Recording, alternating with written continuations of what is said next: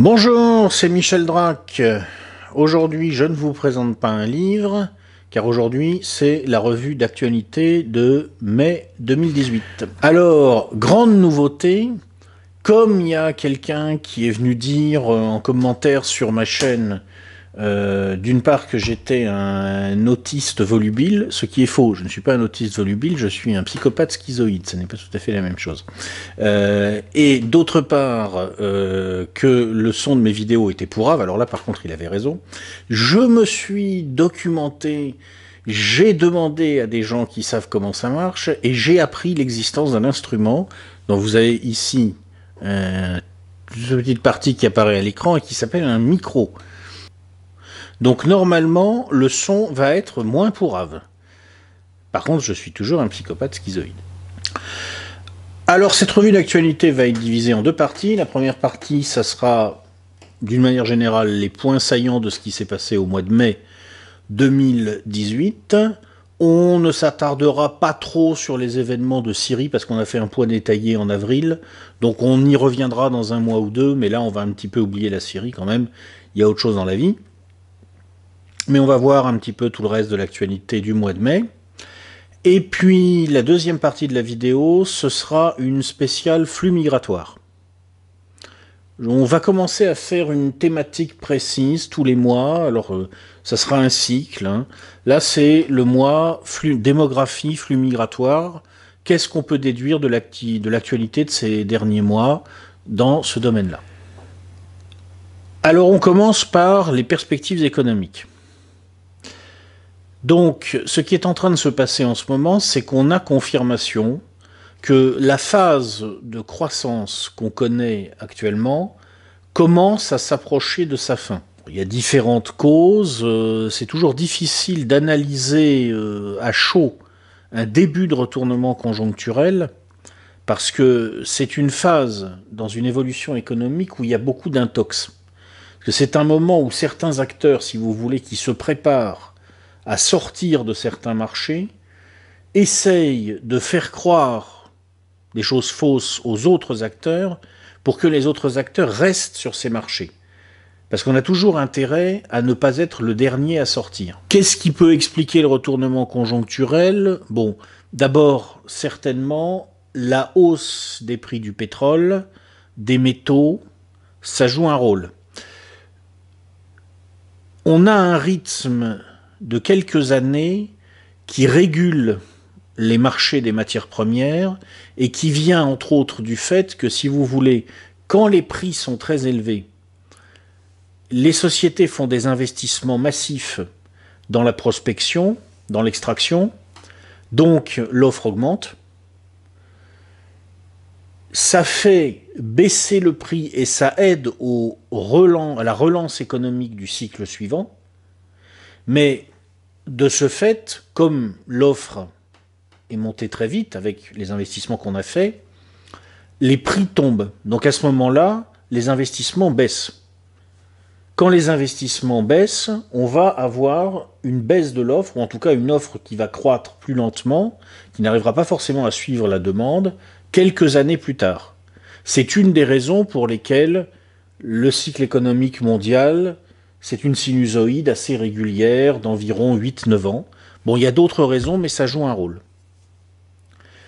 Là, ce qui se passe en ce moment, c'est qu'on commence à voir remonter les prix des matières premières et du pétrole. Alors, il y a des raisons géopolitiques, en particulier la décision de Trump de dénoncer l'accord sur le nucléaire iranien, ce qui risque de sortir l'Iran d'une partie du marché du pétrole et du gaz.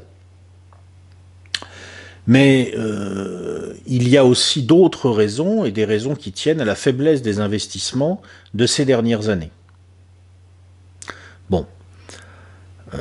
Une autre motivation, si vous voulez, pour anticiper un retournement conjoncturel qui peut être assez soudain, c'est la montée des menaces de guerre commerciale.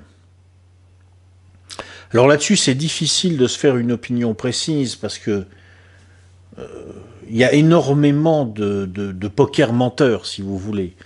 Moi, je ne crois pas que Trump cherche vraiment à établir un nouveau protectionnisme. Je pense qu'il utilise la menace du protectionnisme pour faire monter les enchères en quelque sorte, et il l'explique d'ailleurs dans son bouquin Great Again, où il dit si on veut gagner une négociation, ce qu'il faut faire, c'est que quand on entre en négociation, on a bien fait comprendre au mec d'en face qu'il avait besoin du deal plus que nous. Et c'est ce qu'il est en train de faire en fait en menaçant de guerre commerciale. Le problème, c'est que Trump ne maîtrise pas tout, qu'il peut être surpris par les réactions de certains acteurs, et qu'en fait il peut déclencher une véritable remontée générale de barrières protectionnistes par erreur. C'est très difficile de décoder en ce moment le comportement de Trump. C'est un acteur qui utilise manifestement son instabilité pour déstabiliser ses adversaires. C'est une politique délibérée, je pense, de sa part, de se comporter, je ne vais pas dire comme un fou, il ne faut pas exagérer, mais vraiment comme un type dont on se dit, avec lui, tout est possible. C'est la première fois, je pense, dans l'histoire qu'on a un dirigeant de très haut niveau qui donne l'impression de n'être absolument pas maîtrisé par la machine d'État au niveau de sa communication. Il prend son téléphone portable, il tweet et c'est parti.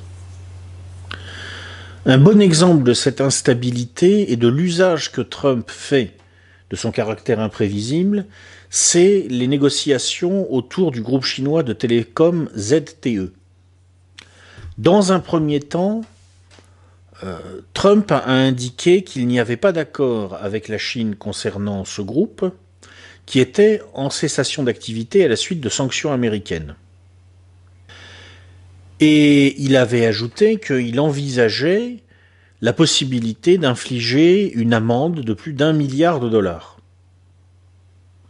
Et puis quelques jours plus tard, brutalement, il a annoncé qu'il avait trouvé un accord pour régler le contentieux sur ce groupe ZTE, ce qui a d'ailleurs provoqué la colère de certains élus au Congrès, des démocrates mais aussi des républicains. Qu'est-ce qui a amené Donald Trump à changer d'avis en cours de route? En fait, on ne sait pas très bien. Il affirme qu'il a obtenu ce qu'il a appelé des garanties sécuritaires, mais on n'en saura pas plus. Donc c'est très difficile de décoder ce jeu de poker menteur avec un acteur qui change constamment d'avis. Même chose d'ailleurs sur les rapports avec la Corée du Nord. Dans un premier temps, Trump a annulé la rencontre qui était prévue avec Kim Jong-un. Alors jusque-là, on pouvait s'y attendre, puisque les États-Unis demandent en gros une dénucléarisation complète, alors que les Nord-Coréens veulent une dénucléarisation progressive et donnant-donnant. C'est-à-dire au fur et à mesure que nous dénucléarisons, on nous donne en contrepartie un certain nombre de choses. Bon. Ça ressemblait à la configuration classique qui s'est déjà produite il y a quelques années, d'une esquisse d'accord qui est sabotée par l'appareil militaro-industriel états-unien, parce que fondamentalement, ça arrange plutôt les Américains, je pense, que il y ait la Corée du Nord dans cette région du monde, ça fait peur aux Japonais, ça repousse le Japon vers l'Empire américain, ça justifie la présence des troupes américaines en Corée du Sud. Bon. Donc, jusque-là, pas de surprise. Et puis, surprise, quelques jours plus tard, Trump annule son annulation. On ne sait pas pourquoi. Ensuite, il reçoit le numéro 2 nord-coréen à la Maison-Blanche, ce qui, là encore, est très bizarre, parce que normalement, il y a un certain nombre de règles en matière diplomatique, et une de ces règles, c'est que les chefs d'État ne parlent qu'aux chefs d'État. On laisse les ministres, les N-1 si vous voulez, discuter entre eux, ça laisse un deuxième rideau de sécurité au niveau des chefs d'État, où normalement, quand les chefs d'État se rencontrent, tout est déjà bordé. Trump ne fait pas comme ça. Et le fait qu'il casse comme ça tous les codes, toutes les façons de travailler, rend assez difficile en fait le décodage des manœuvres de son administration. Alors, est-ce que c'est un bon calcul de la part de Donald Trump de procéder ainsi? Je pense qu'à court terme, oui, ça va être un bon calcul, mais qu'à long terme, les États-Unis risquent de le payer très très cher. À court terme, ça peut être un bon calcul, parce que si vous voulez, beaucoup d'acteurs qui à ce stade ont besoin des États-Unis vont en quelque sorte accepter de se soumettre à cette forme de chantage que Trump semble pratiquer. Le problème pour les États-Unis, c'est qu'ils ne sont pas aussi forts que Trump semble le croire, et que c'est pas forcément très malin de provoquer, de mettre sous pression, de déstabiliser systématiquement une Chine, par exemple, qui détient environ un tiers des bons du Trésor états-uniens et qui peut donc à tout moment déclencher une guerre financière dévastatrice.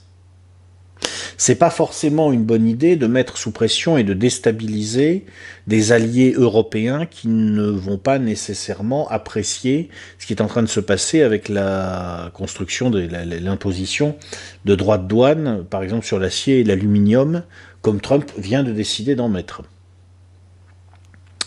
Sur le long terme, en fait, la démarche de Trump risque de provoquer l'explosion de la Ligue dont les États-Unis sont l'hégémone. Il ne faut pas oublier que c'est un petit peu par facilité de langage qu'on parle de l'empire américain, parce que techniquement, ce n'est pas stricto sensu un empire, c'est un hégémone. Une ligue soumise comme ça à l'hégémonie de son leader peut se défaire quand le leader devient trop prédateur. C'est le risque que courent les Américains avec la politique actuellement suivie par Donald Trump. En particulier, la dénonciation de l'accord sur le nucléaire iranien est en train manifestement d'élargir considérablement les fractures entre les États-Unis et leurs alliés européens, en tout cas la France et l'Allemagne. L'Allemagne en particulier représente plus de la moitié des investissements de l'Union européenne en Iran. Elle y vend des machines-outils, elle y vend des produits chimiques, elle y vend des véhicules, elle a un excédent commercial substantiel avec l'Iran. Ses investissements étaient jusqu'à une date récente en forte croissance. L'Allemagne est aussi, comme tous les Européens, concernée par la question du gaz iranien.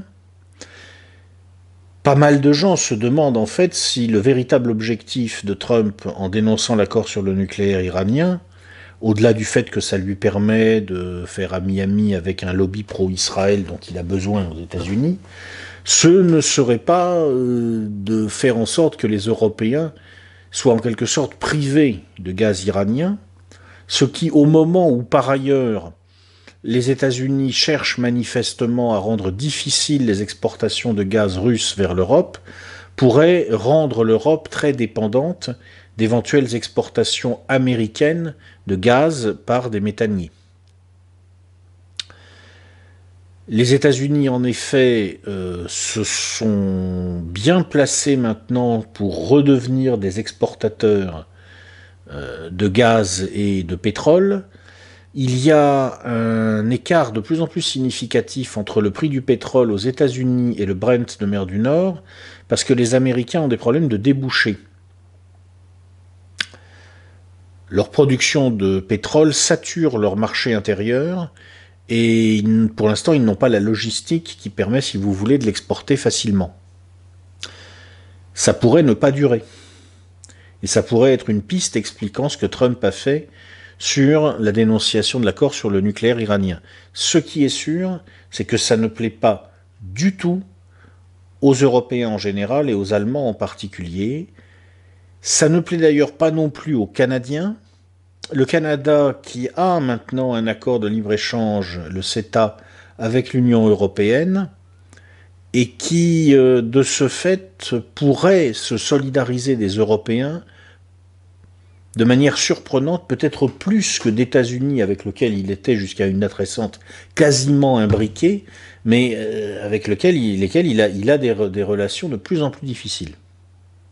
Donc le risque que court Trump, c'est vraiment de faire exploser la ligue dont les États-Unis sont l'hégémon. Alors dans ce contexte-là, qu'est-ce qui se passe en Europe ?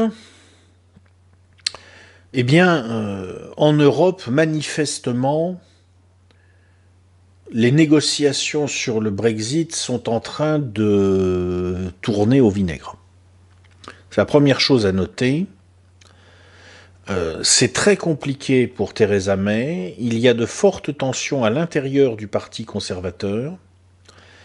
Il y a un groupe de députés qui menace de la lâcher si elle ne renonce pas à un projet d'accord douanier avec l'Union européenne pour l'après-Brexit.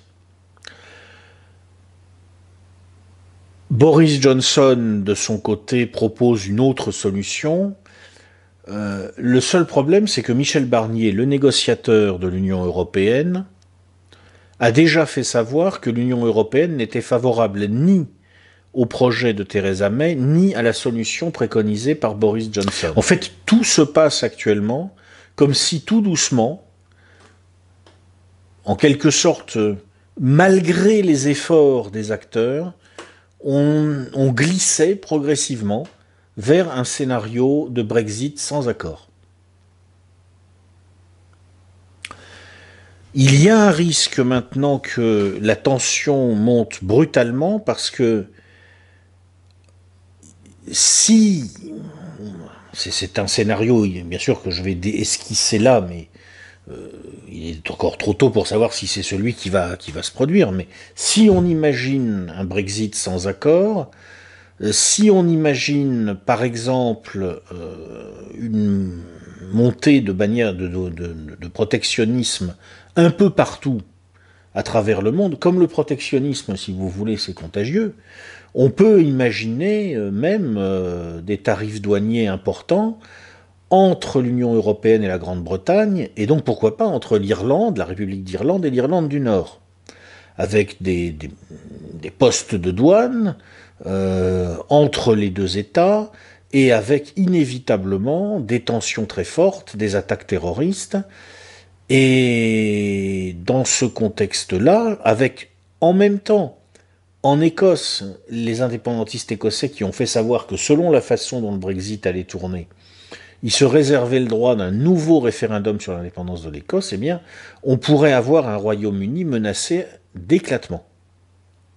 C'est-à-dire qu'il n'y a pas que l'Union européenne qui risque d'éclater, il y a aussi la Grande-Bretagne. Il y a beaucoup de signaux géopolitiques d'ailleurs qui montrent que cette affaire va très au-delà d'une simple question de droit de douane et de négociations techniques.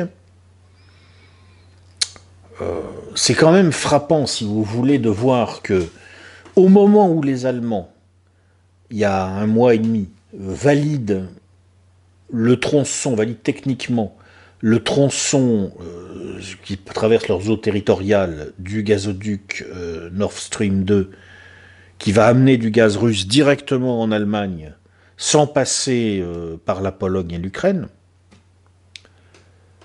à ce moment-là, les Britanniques nous montrent cette étrange affaire Skripal, dont on ne sait pas exactement à quoi elle correspond, mais qui a l'air d'être une manipulation. C'est assez frappant aussi de voir qu'au moment où les Français engagent des troupes en Syrie du Nord, manifestement pour protéger Manbij, pour empêcher les Turcs d'avancer dans cette direction, à un moment où les relations de la Turquie avec le monde germanique également se tendent fortement, les relations avec l'Autriche sont très mauvaises, celles avec l'Allemagne ne sont guère meilleures, eh bien à ce moment-là, il y a un pays européen où M. Erdogan est très bien reçu, c'est la Grande-Bretagne, où il est allé récemment, où il a été reçu par Elisabeth. Qu'est-ce que ça veut dire exactement? Je ne peux pas décoder. Je constate simplement qu'il y a une multiplication comme ça de petits signaux qui montrent que la géopolitique britannique et la géopolitique de l'Europe continentale divergent de plus en plus et dans beaucoup de domaines. Alors passons maintenant à la grande affaire du mois de mai 2018 en Europe, c'est-à-dire le formidable sketch politique italien. Alors vraiment, la politique intérieure italienne, c'est merveilleux. Moi, je dois dire que ça me fascine. La capacité des Italiens à dire blanc un jour, noir le lendemain, gris le surlendemain, puis blanc à nouveau, et alors sans aucun problème, sans qu'on comprenne du tout pourquoi. On a eu pendant plusieurs semaines un monsieur Salvini et un monsieur Di Maio qui disaient « Jamais nous ne gouvernerons ensemble ». Puis un jour ils ont dit « Si, finalement on va gouverner ensemble ». Donc ils ont demandé à Monsieur Conte d'être le Premier ministre italien. Alors très bien, il va voir le président de la République. Et Monsieur Conte présente une liste de ministres. Et là, dans cette liste, il y a un Monsieur Savona. Et ce Monsieur Savona est connu pour avoir dit que l'euro était une prison allemande pour l'Italie, ce qui est une formule simplificatrice mais pas entièrement fausse. L'euro est une catastrophe pour l'Italie. Il est connu pour avoir dit que peut-être il faudrait envisager la possibilité que l'Italie sorte de l'euro. Normalement, si vous voulez, un type qui dit, dans le contexte actuel, il faudrait envisager la possibilité que l'Italie sorte de l'euro, c'est un petit peu comme si quelqu'un vous disait, au moment où vous êtes sur la plage à Saint-Malo et où la marée commence à monter, il faudrait peut-être envisager la possibilité qu'on ait les pieds mouillés si on reste là. C'est à peu près la même chose, quoi. Je veux dire, c'est ouais, d'accord, ouais, il faudrait peut-être envisager la possibilité, en effet. Mais c'est scandaleux, il paraît, c'est impossible. Donc le président italien, alors je vais essayer de pas l'appeler Motorola parce que je crois que c'est Mattarella. Bon, enfin, le président italien, qui est un monsieur très intéressant d'ailleurs parce que c'est un ancien ministre de la Défense, je crois. Qui a gardé d'ailleurs les services secrets italiens sous sa coupe en étant président, qui a toujours eu des très bonnes relations avec les États-Unis, qui est un monsieur qui a joué un rôle important quand l'Italie s'est engagée, je crois, dans le programme F-35. C'est ça l'Italie, si vous voulez, c'est un pays à la souveraineté très limitée. Il ne faut pas oublier que derrière la question de l'Italie dans l'Europe, il y a la question de l'Italie dans l'OTAN. Hein. C'est aussi de ça qu'on parle. Enfin bref, monsieur le président italien, je vais dire Motorola parce que sinon je n'y arriverai pas. Bon, il a décidé que non, ça c'était pas possible. Monsieur Savona, c'est pas possible. Alors est-ce que c'est parce que en fait Monsieur Savona a vraiment des problèmes avec l'euro? Est-ce que c'est pour une raison complètement différente? Ça peut peut-être être parce que Monsieur Savona en fait a des problèmes avec l'OTAN. Ça peut être parce que Monsieur Savona a des problèmes avec tel ou tel groupe au sein de l'Italie. Vous savez que le gouvernement en question, M5S League, il a clairement exclu les personnalités maçonniques. Alors c'est un petit peu scandaleux d'une certaine façon, parce que les francs-maçons, après tout, ont le droit d'exercer des responsabilités, mais le problème, c'est qu'en Italie, si vous voulez, depuis l'affaire de la loge P2, pour faire la différence entre un franc-maçon et un combinard lié au service secret, c'est assez compliqué, hein, dans certaines loges, dans certaines obédiences, bref. Enfin, toujours est-il que monsieur Motorola a dit non, non, on n'en veut pas. Donc, est-ce qu'il avait le droit ou pas? On ne sait pas très bien. Là, ça a commencé à tourner la foire d'empoigne autour de la Constitution italienne. Je veux dire que je vais finir par la lire, la Constitution italienne, parce que c'est fantastique. C'est le sketch de la loi électorale en Italie, le sketch de la Constitution, c'est prodigieux. C'est une nouvelle forme de la commedia dell'arte, si vous voulez. Il faut le prendre comme ça. Hein. Bon.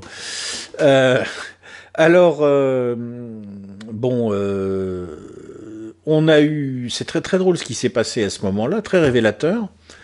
On a eu une sorte de poussée de fièvre eurocratique avec, c'est magnifique, un homme d'affaires lié à la famille Agnelli, un monsieur, je crois, Ratazzi ou quelque chose comme ça, qui a d'ailleurs acheté une pleine page dans un journal qui s'appelle, je crois, La Repubblica, pour dire attention, est-ce que vous êtes conscient du fait que le programme, le plan B là de monsieur Savona, ça veut dire que si on sort de l'euro, vous allez perdre du pouvoir d'achat. Attention, les retraités, le patronat italien vous prévient que si vous essayez de sortir de l'euro, les retraités, vous perdrez du pouvoir d'achat. Faut pas oublier que l'Italie est un pays très vieux.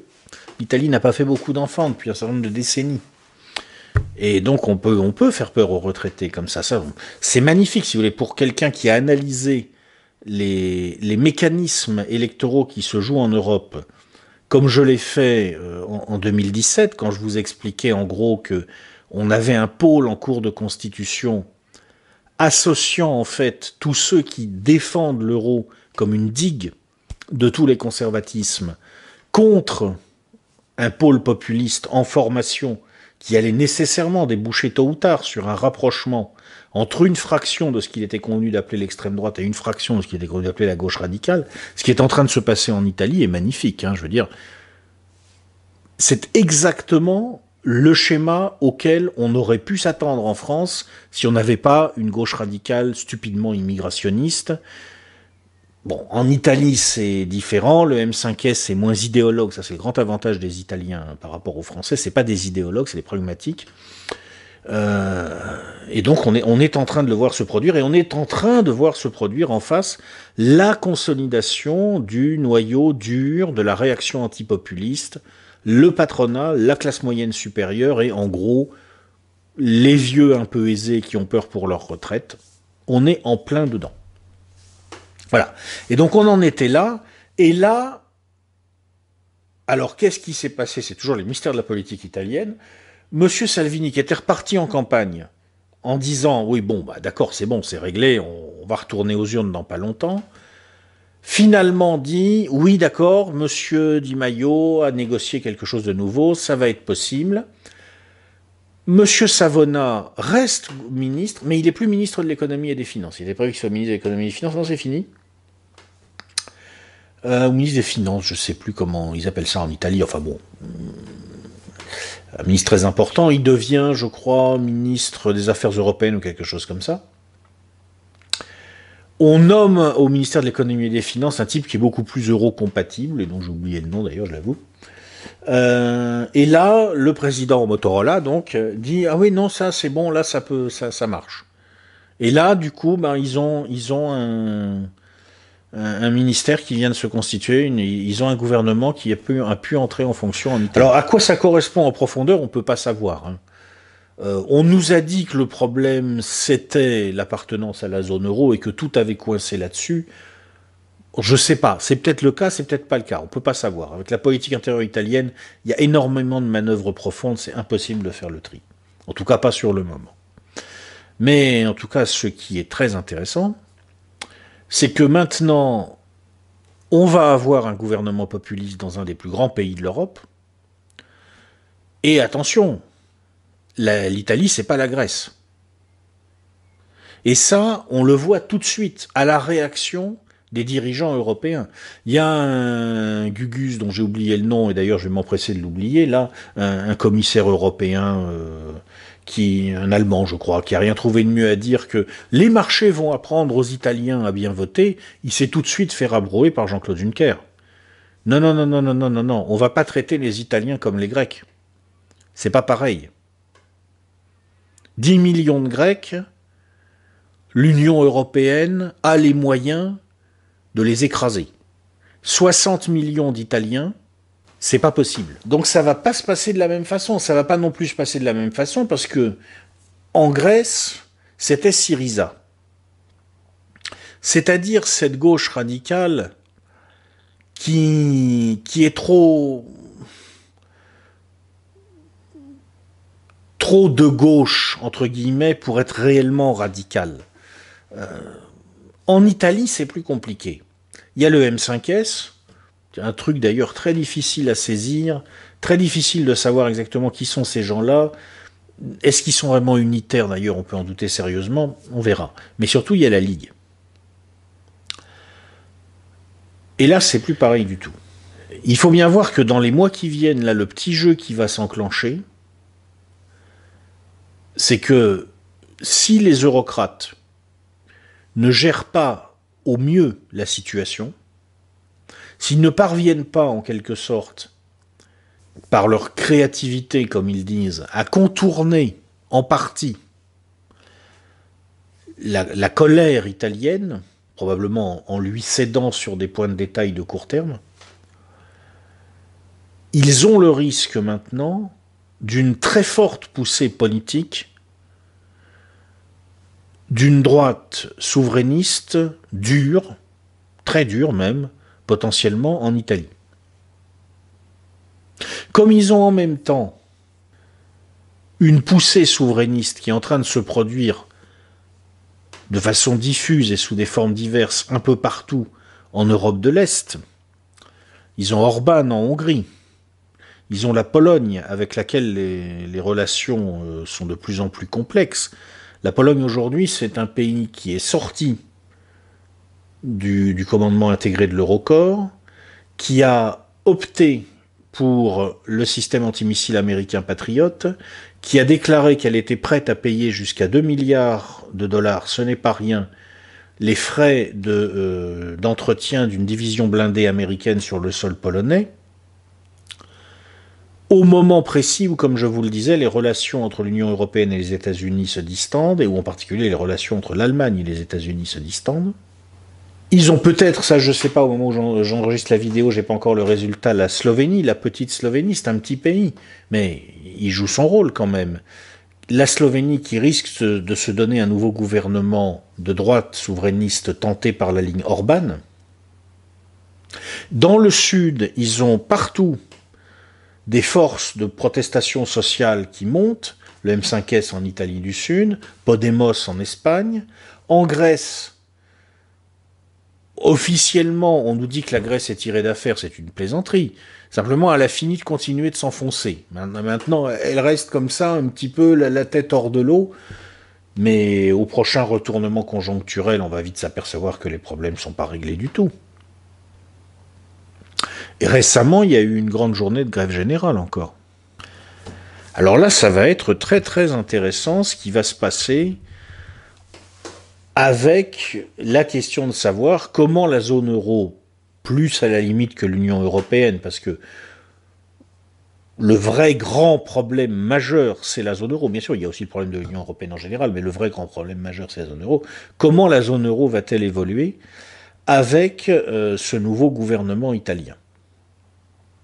Ah, vous savez, dans mon petit bouquin Voir Macron, j'avais imaginé plusieurs scénarios. Il y avait un scénario qui s'appelait Euro 2.0, où on avait une Italie quasi ingouvernable, et des États-Unis qui pouvaient continuer à agir en Europe, qui n'étaient pas paralysés en Europe. Et là, après un deal complexe géopolitique entre Allemands, Français, Britanniques, Américains, on fabriquait un euro 2.0. Alors là, j'avais imaginé un euro qui serait plus unitaire, mais en contrepartie, on ouvrait la porte à des monnaies régionales. Bon, c'est une possibilité, il y en a beaucoup d'autres. Bref, on conservait la zone euro, mais sous une forme franchement nouvelle, franchement refondée. C'est une première possibilité. J'avais aussi imaginé un scénario qui s'appelait le printemps italien. Alors là, c'était différent. Les États-Unis étaient paralysés en Europe par une crise interne et par des relations complexes avec l'Union européenne. Et en Italie, on avait un gouvernement populiste franchement opposé au maintien de l'Italie, non seulement dans la zone euro, mais aussi dans l'OTAN. Et là, effectivement, il y avait une période d'incertitude historique majeure qui s'ouvrait, très dangereuse, mais aussi très très intéressante. Pour l'instant, bien que nous ayons un gouvernement populiste en Italie, je pense qu'on est plutôt sur un scénario Euro 2.0, parce que, si vous voulez, je pense que l'OTAN est toujours en place, que les États-Unis, malgré leurs difficultés internes, malgré leurs relations de plus en plus complexes avec l'Allemagne, ne sont pas du tout paralysés. Ils ne laisseront pas l'Italie s'échapper facilement. Ils y ont des bases militaires, ils y ont une très forte présence militaire. Le M5S d'ailleurs a visiblement mis son mouchoir sur ses velléités d'être dans un discours anti-OTAN. L'aspect dénonciation de l'OTAN est largement passé à la trappe dans le programme du M5S. Je vois plutôt un euro 2.0 avec après un deal, une renégociation très complexe. Quelle forme ça prendra, ça c'est trop tôt pour le dire. On a maintenant la contre-proposition de Merkel à Macron. Alors je suis assez content, je dois dire, parce que Moi, je pensais que ce qu'elle allait dire, en gros, c'était nine à peu près à tout ce qu'a proposé Macron, sauf le Fonds monétaire européen. Et d'une manière générale, muscler des outils pour faire face à une éventuelle crise de l'euro. Et j'étais un peu surpris il y a encore un mois ou deux, parce que le son de cloche général qui revenait d'Allemagne, c'était vraiment nine à tout, y compris au Fonds monétaire européen. Et ben, finalement, je ne me suis pas trompé.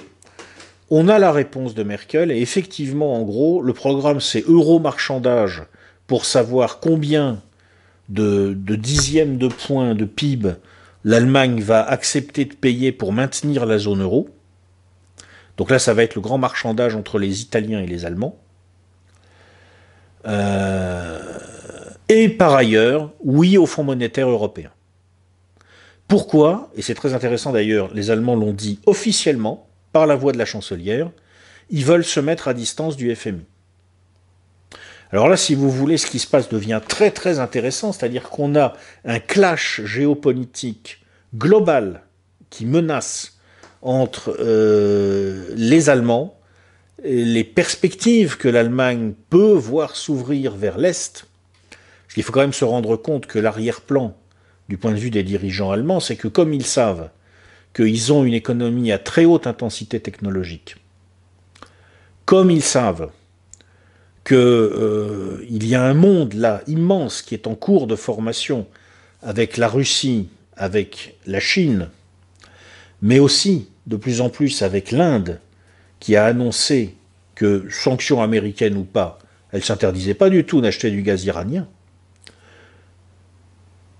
Ça veut dire qu'il y a un marché prodigieux qui peut s'ouvrir pour l'industrie allemande.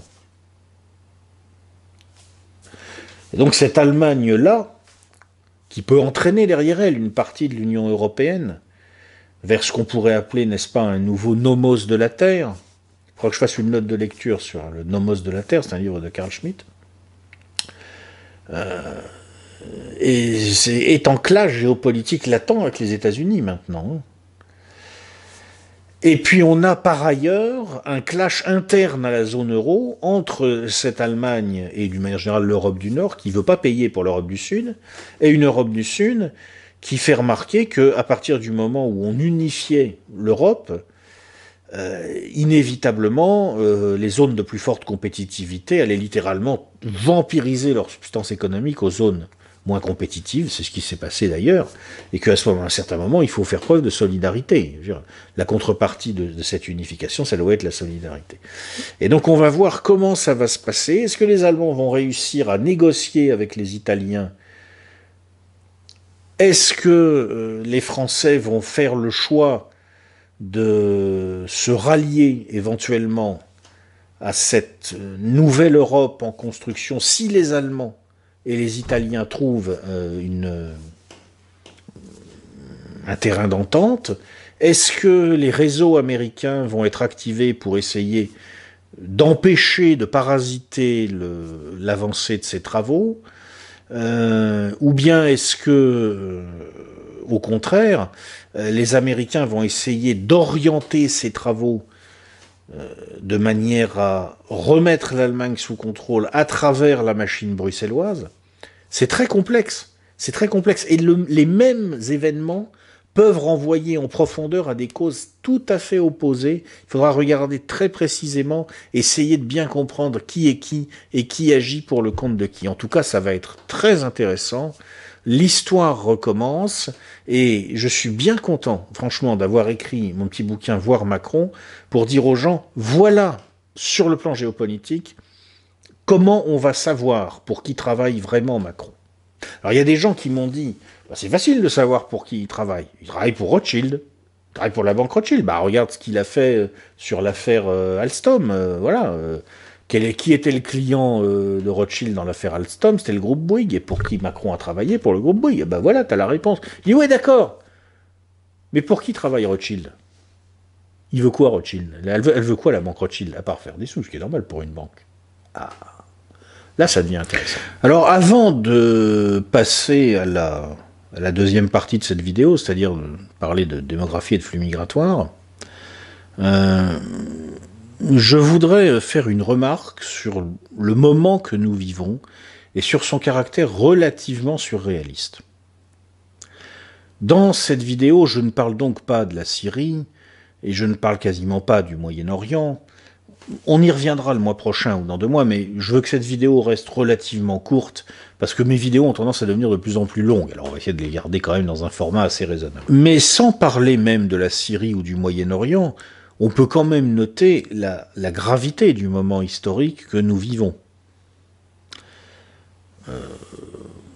En fait, là, on est en route potentiellement pour la Troisième Guerre mondiale et une catastrophe monstrueuse. On a un Vladimir Poutine qui vient d'inaugurer le nouveau pont reliant la Crimée à la Russie. C'est un chantier de très grande ampleur, mais aussi très symbolique, qui a été perçu par les Ukrainiens comme une nouvelle violation de la souveraineté. Et on a une Ukraine qui a réagi d'ailleurs avec différentes affaires un petit peu curieuses là encore. Bon, je ne vais pas rentrer dans les détails, ça sent la barbouzerie tous azimuts. Il y a une intensification très nette en ce moment des combats sur la ligne de front dans le Donbass. Alors on ne sait pas très bien à quoi ça correspond, mais une des possibilités, c'est qu'en fait les Ukrainiens s'apprêtent à lancer une offensive majeure. Et c'est vrai qu'il va y avoir la Coupe du Monde de football en Russie dans pas longtemps, et que ça sera compliqué pour la Russie, pendant la Coupe du Monde éventuellement, de réagir à une attaque ukrainienne sur le Donbass. En tout cas, ça chauffe. Il n'y a pas qu'entre les Ukrainiens et les Russes que ça chauffe. Les États-Unis viennent de retirer une invitation envoyée précédemment à la Chine pour participer à des exercices militaires communs dans le Pacifique. Il s'agit officiellement de lutter contre, enfin de protester contre la militarisation par Pékin d'îles disputées en mer de Chine méridionale. Bon, il ne faut pas exagérer quand même l'importance de ces îlots dans cette zone. Ça ressemble surtout à un prétexte quand même. La tension monte entre Américains et Chinois, et pas seulement pour des raisons commerciales. Donc sans même parler de la Syrie, sans même parler du fait que les États-Unis ont frappé récemment des positions de l'armée arabe syrienne et que Bachar el-Assad a rappelé récemment de façon primesautière que d'après lui on était passé tout près, il n'y a pas longtemps, d'un affrontement direct entre Russes et Américains en Syrie. Même sans parler de ça, ça chauffe, ça chauffe. Et puis tiens, juste une petite remarque en passant. En Suède, récemment, le gouvernement vient de faire éditer un livret à 4,8 millions d'exemplaires. C'est quand même pas mal, 4 800 000 exemplaires. Un livret à distribuer à tous les foyers dans la population. Le thème de ce livret, c'est comment se préparer à la guerre ou à une crise de très grande ampleur qui pourrait ressembler à une guerre. Note de contexte.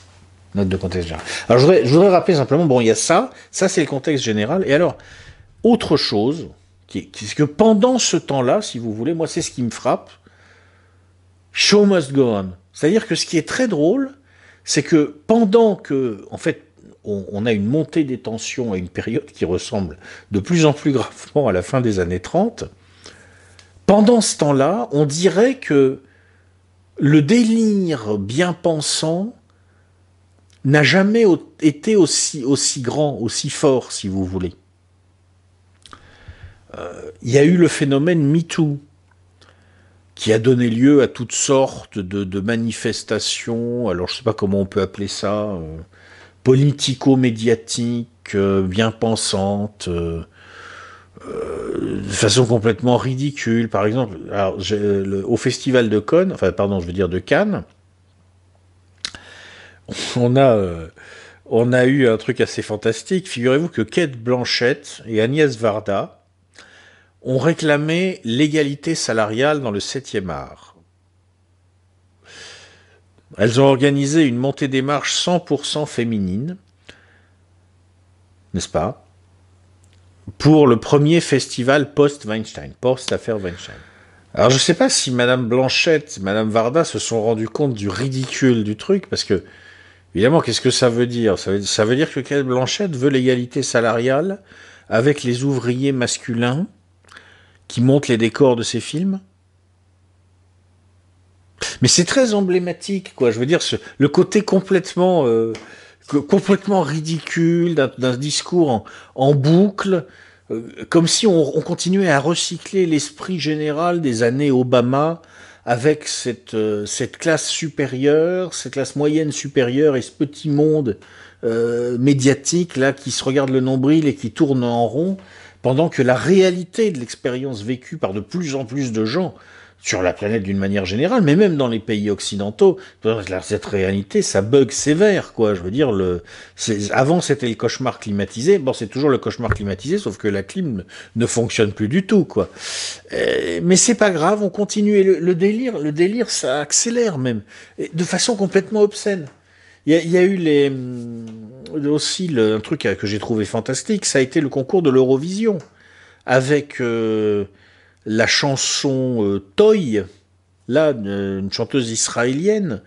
C'est pareil, ça se voulait inspirer par le truc MeToo, etc. Alors, enfin, c'est totalement... Enfin, moi, j'ai pas regardé jusqu'au bout. J'ai regardé 1 minute, je reconnais, de la chanson en question. J'ai pas pu supporter plus longtemps de cette chiasse. Mais ce qui est quand même fantastique, c'est que le thème général, c'est une chanson très politiquement correcte sur le thème, la gonzesse, elle est grosse, mais elle prend parti contre les discriminations. C'est une chanson anti-grossophobe, enfin un truc... Même moi, je me sens pas concerné, si vous voulez, donc c'est vraiment bon.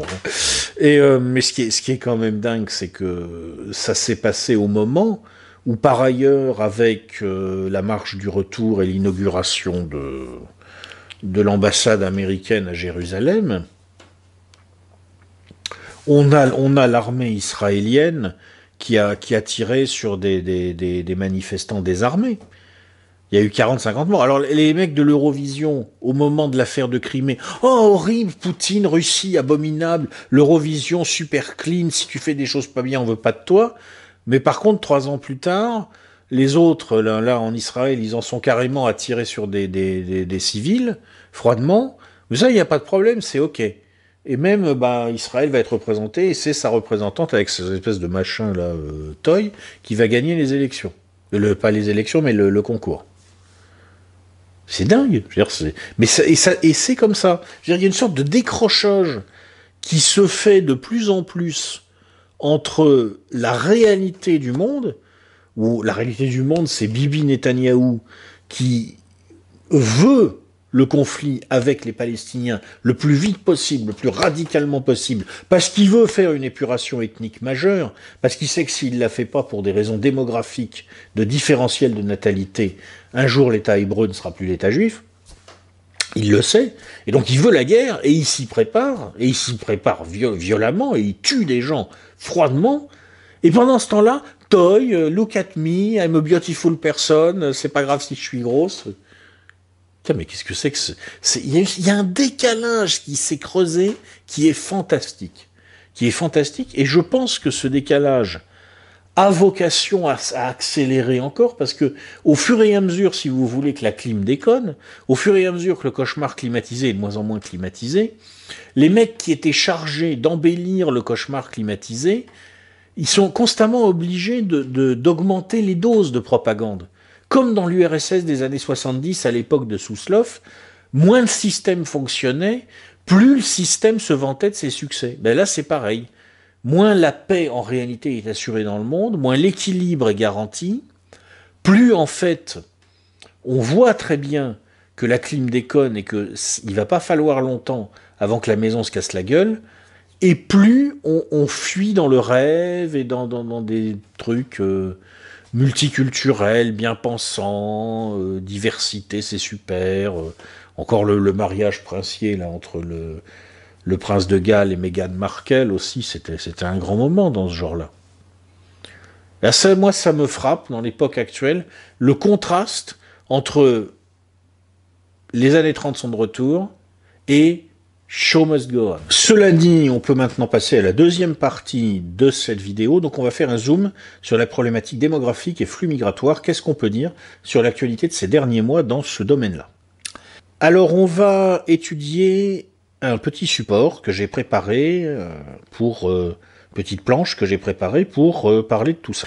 Alors, au niveau global, pour qui voit les choses, si vous voulez, de très haut, en fait, les problématiques migratoires, on peut considérer qu'elles se jouent principalement entre 6 mondes. Alors bien sûr, elles se jouent aussi à l'intérieur de chacun de ces 6 mondes, mais les grandes problématiques majeures au niveau global ne se jouent pas à l'intérieur de ces mondes, elles se jouent entre ces mondes. Donc il y a un monde qu'on va appeler le Septentrion, qui regroupe les États-Unis, le Canada, l'Union européenne, la Russie, l'Ukraine, une partie de l'ancien espace soviétique, ainsi que l'Océanie. Bon, l'Océanie n'est pas vraiment au nord, donc c'est bizarre de la mettre dans le Septentrion, mais on va la rattacher au Septentrion.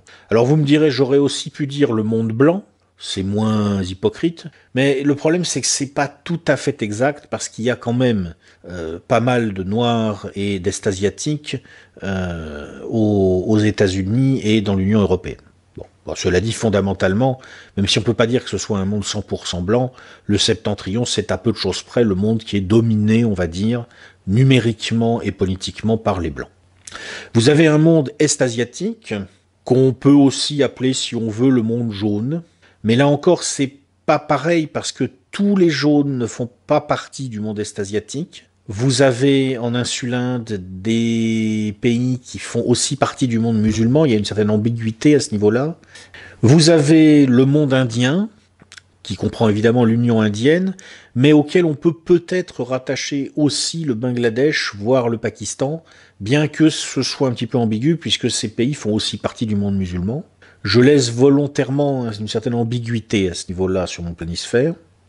Vous avez un monde latino-américain, qui n'est pas très unifié bien sûr, il y a des lusitanophones et des hispanophones, mais qui est quand même un monde avec un certain nombre de traits distinctifs bien précis. Vous avez le monde musulman, qui comprend le Maghreb, le Mashrek, peut-être peut-on aussi lui rattacher le Bangladesh, si on considère qu'il ne fait pas partie du monde indien, mais ce serait paradoxal, sans doute aussi l'Indonésie, à moins qu'on considère qu'elle appartient au monde est-asiatique. Et puis vous avez un monde subsaharien, l'Afrique au sud du Sahara. Bien sûr, ce monde subsaharien se subdivise lui-même entre plusieurs grandes zones, assez différentes les unes des autres, mais on considère que c'est le monde subsaharien, et il a une certaine unité, en tout cas sous l'angle des problématiques démographiques, il a une réelle unité. Si on balaye ce planisphère de l'ouest vers l'est, qu'est-ce qu'on voit? Alors on voit d'abord un événement important de ces derniers mois, la politique de Trump aux États-Unis. Qu'est-ce que c'est la politique de Trump sur le plan migratoire? Trump a été élu sur un programme qui n'était pas stricto sensu anti-immigration. Quand on lit d'ailleurs son livre Great Again, on s'aperçoit qu'il n'est pas opposé à l'immigration, mais il a été élu sur un programme qui était clairement anti-immigration clandestine. Et il faut lui reconnaître une chose, il essaye en tout cas de peser dans le sens où il avait annoncé qu'il pèserait. Il a annoncé des mesures assez dures et assez difficiles à annoncer. Il a annoncé le retour forcé pour de nombreux Salvadoriens.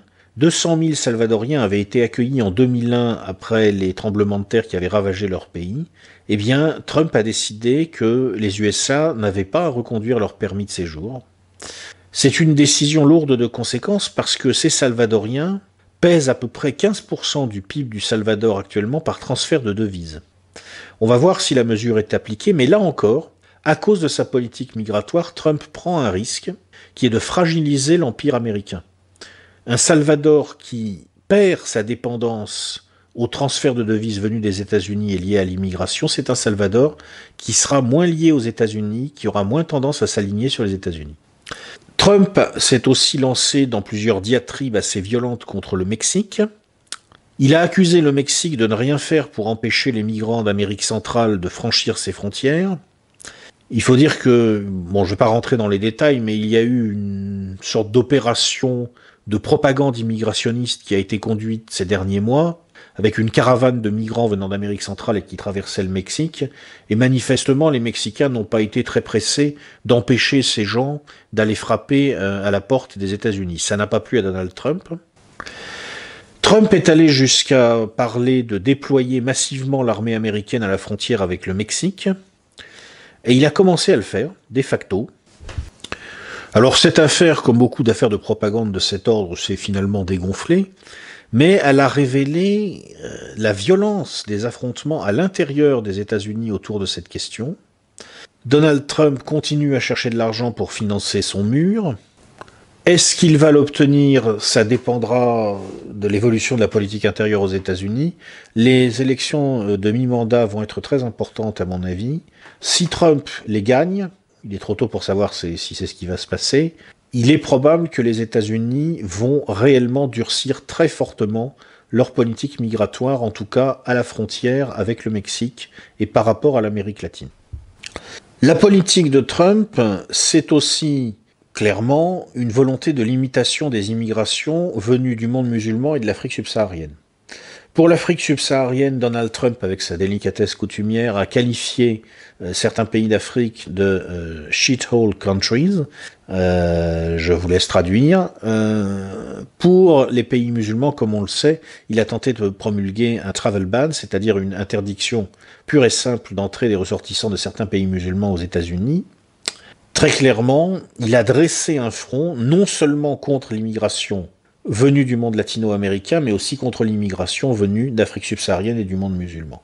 Il est intéressant de noter au passage qu'il y a d'autres immigrations tout à fait significatives aux États-Unis qui viennent du monde indien. Je crois qu'il y a 4 millions d'Indiens, de personnes d'origine indienne qui vivent aux États-Unis, et du monde est-asiatique. À ma connaissance, Donald Trump n'a absolument rien fait à ce stade pour limiter ces immigrations. Il a simplement cherché à rappeler qu'elles devaient se produire dans un cadre légal. Donc on voit très bien que ça n'est pas le même traitement, ça n'est pas la même attitude. Alors d'où ça vient cette différence de traitement? Elle est très facile à comprendre. Aux États-Unis, il y a des statistiques ethniques. Ces statistiques ethniques montrent que les migrants venus d'Asie de l'Est se suradaptent à une société technologiquement avancée comme la société américaine, c'est-à-dire que non seulement ils sont aussi productifs que les Blancs, mais en fait ils le sont même plus.